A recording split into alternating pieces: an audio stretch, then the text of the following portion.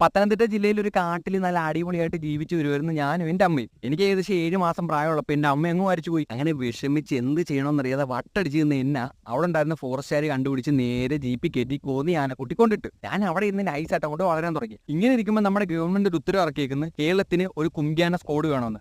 അങ്ങനെ അവരെന്ത് ചെയ്ത് തപ്പി നടന്ന വഴിക്ക് എന്നെയും കണ്ട്. അങ്ങനെ നാട്ടുകാരെ പോലും അറിയാതെ എന്നെ ഇവിടുന്ന് രാത്രി തന്നെ കടത്തി നേരെ മുതുമല ആന ക്യാമ്പിൽ കൊണ്ടിട്ട് അവിടെ ചെന്നപ്പോൾ അവിടെയുള്ള ആൾക്കാർ കുറച്ച് കാര്യങ്ങളൊക്കെ പറഞ്ഞ് ഞാൻ അതൊക്കെ അങ്ങ് കേട്ട് നിന്ന് അങ്ങ് പഠിച്ച് പിന്നെ അവർ പറഞ്ഞ ചില്ലറ ചെറിയ കാര്യങ്ങളൊക്കെ ഞാൻ അങ്ങോട്ട് ചെയ്തു കൊടുത്തു.